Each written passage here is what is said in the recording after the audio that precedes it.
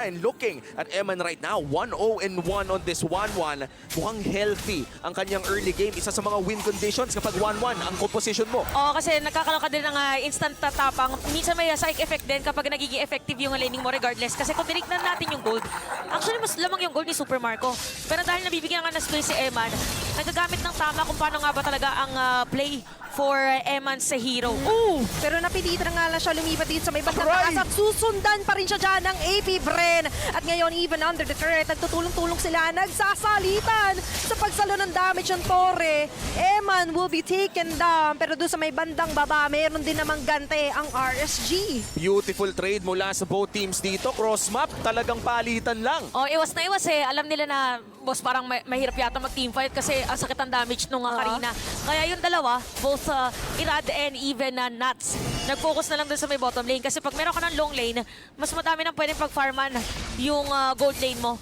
At talaga makikita natin na solid ang fundamentals ng dalawang teams dito. Ito yung tipo na hindi mo masyado maintindihan na ba't walang nag-defton, bakit ang ibig sabihin lang doon ay alam nila na ganun din naman ang makukuha nila. And I am loving it. Early game pa lang, makikita na natin kung gaano katalino ang parehas na kupunan. Grabe yung mechanics sa pinapakita nila dito. Even Owen right now, natinatalian na nga with the heartstrings. Mini mobilize is there, pero hindi pa rin naman mag-all in ang RSG. Buhay yung pagong.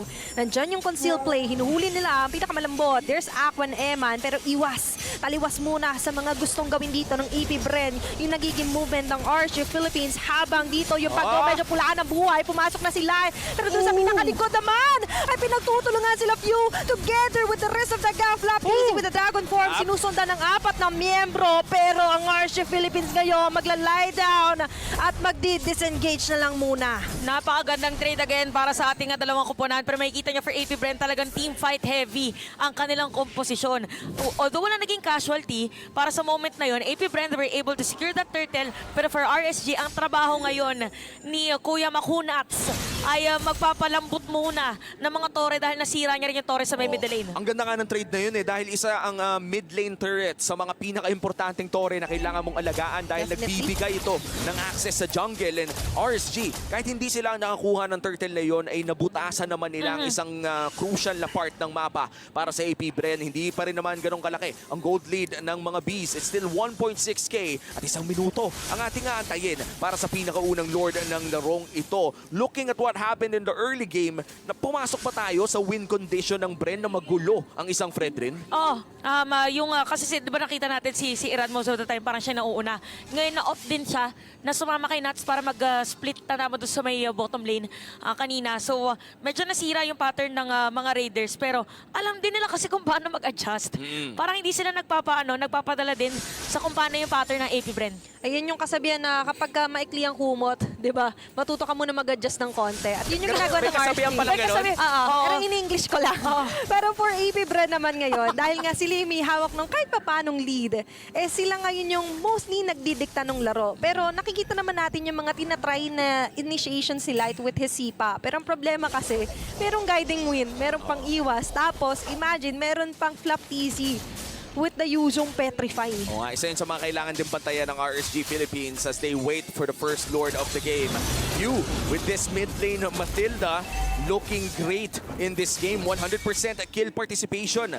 Isa sa mga talagang crucial na stats kapag ang usapan ay position 4. Hihilain na ni Irad. Mukhang matagal-tagal ang sayawan natin dito. Tandaan natin guys, 9 minutes and 45 seconds. Meron mga panghila yung dalawa nating kuponan. Ito ang kinagandahan. Kahit merong, sabihin na natin assassin. Uy, wait lang, bottom lane! Uy, pero may ibang atake doon sa may bandang baba. Ang side ng RSG Philippines. Pero dito, mababagsak pa nila si Super Marco. It's going to be a 1-for-1. Pero si Eman ngayon, ang pinagtutulungan nandyan yung Naka. Pero si Kaltizi yata ang unang matatanggal. Lumipat dito si Eman with the crossbow down. Kaltizi going in hard onto the 4 members. Pero mukhang siya pa ang mamamatay with Aqua going in with a double kill. RSG Philippines ngayon, libre ang posisyon para makakuha ng Lord. Ang ganda ng mga individual plays ng RSG doon with Nats getting the kill on Super Marco. Talagang nahanap niya ang puso ng AP Bren. At ngayon, RSG Philippines, mukhang sila pa nga ang makakakuha ng pinakaunang Lord ng larong ito. Napaka-on point at very maganda para dito sa RSG. Sila talaga yung nag-benefit dun sa mga cross-map plays nila. Tapos alam din kasi ng kanilang team na if ever man, wala nang masyadong suportang pwedeng ibigay kasi wala nang DPS. So pag nawala si Caltizi, wala nang pagkukuha na ng damage. Ngayon, ang interesting dito, isa kasi sa mga unang binil ni Nats is yung Blade Armor. Kaya naging mas madali para sa kanya. Kaya si Super Marco, para naghanap na lang siya ng safe haven sana dun sa bottom lane turret. Kaso, wala may petrify pa, boss. Alam na eh. Akala ko nga ginamit na niya nung binato niya yung Electro Final Blow. Pero mukhang tinipid pa niya for that final moment. Mukhang makukuha pa din naman ni Caltizi ang kanyang purple buff. And gusto ko nilang banggitin yung Blade Armor na nasabi mo.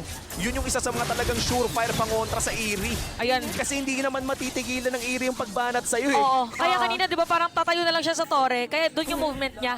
Yung hindi siya tumakbo doon sa may inhibitor turret. Doon siya sa ilalim na, teka lang. Teka lang, tumigil ka Mag-aantay na, mo. Leo. Oo, sana tumila ng ulan. Parang ganun. Okay lang sa kanya yung ginagawa na yun, pero mas okay yung Wave Dragon ngayon na tumama kay Flaptizi. Tinatry niya na namang i-sustain yung Eman! damage. Kaso nga lang si Emma pa matatanggal. Aqua is the next man down. Si Irad ngayon, walang lingon-lingon. Kailangan niya tumakbo, pero hindi na siya papawin pa. Ni Caltizi going in with a double kill.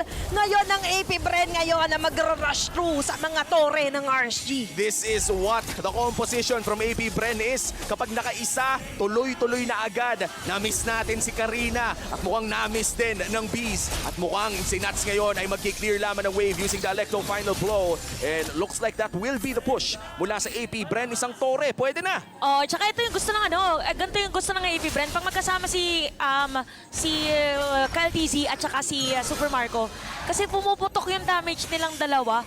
So magugulat na lang, may crit ka na from Irithel. Tapos biglang meron pang lumilipad na isang Karina, tapos lumilipad din yung Matilda. So very on point dito ang AP Bren sa moment na yon.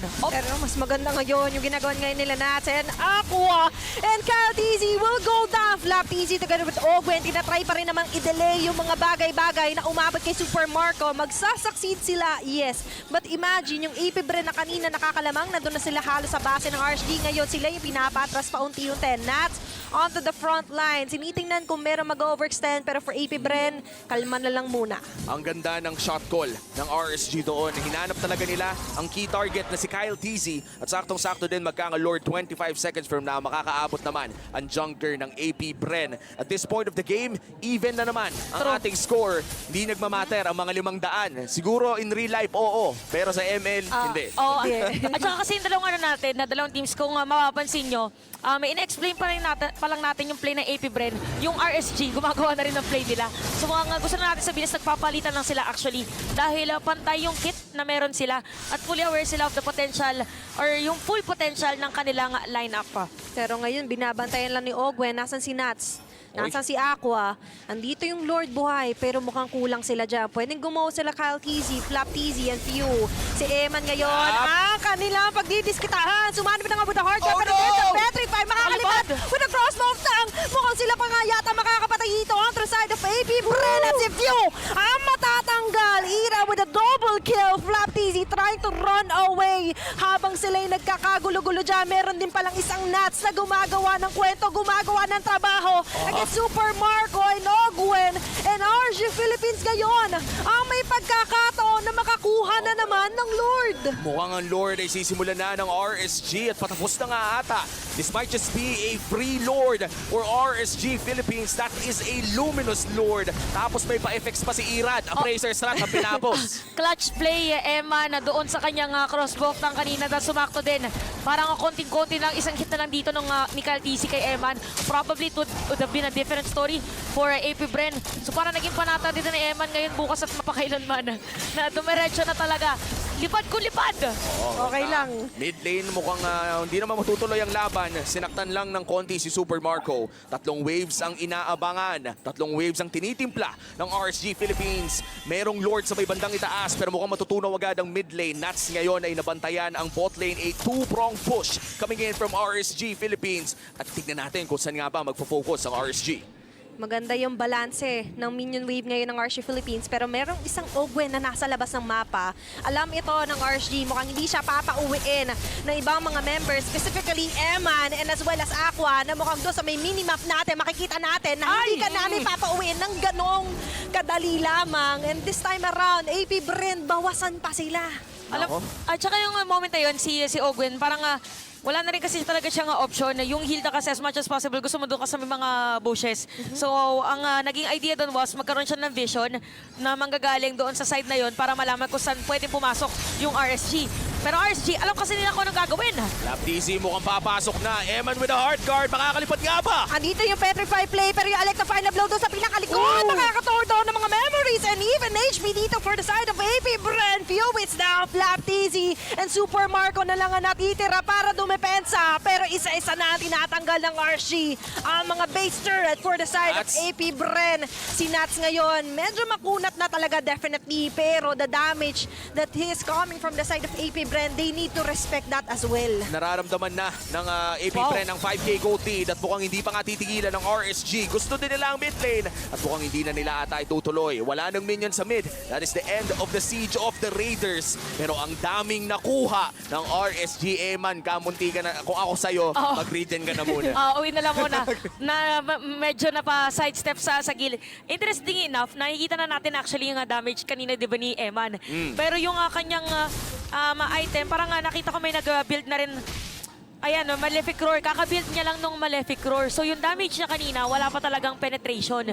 So how much more this time around? So for AP Bren, ang kinagandaan naman is, again, yung jungler nila dito is a type of jungle na yung mga makukunat, pwede niya yung isa-isahin. Kailangan lang ng magandang entry point. Gwen, looking for an opportunity pero mukhang siya ang nahanap ng mga Siya na Raiders. naman. Natalian na pero may damo pa naman. Tignan natin kung mahuhuli nga ba ng RSG si Ogwen. The great chase continues. Nahuli si Ogwen! And imagine, 5 miyembro ng RSG ang humahabol sa kanya. Nandyan yung Guiding Wind, makakatakas sa konti. Pero mukhang nandyan na nga lang din yung damage na magagaling kay Eman with his crossbows. It's going to be a kill. Nandyan yung Sagasa. Pero Eman with the double kill. Sinaniba pa nga dito with a hard guard. He's unstoppable right now. Lap TZ is down. Eman with a triple kill.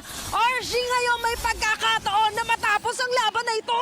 Endable na ata ang call ng RSG. Tinangki pa ni Irad. Nagpapogi na sa base ng mga bees. Bagsak na ang inhibitor turret. Nandito na rin ang mga minions. Magpa-focus pa na dito ang buong Raiders. Mukhang isa pa ang kanilang isusunod sa hukay. Few hits down. Habang si KLTC hindi na rin makakaligtas pa.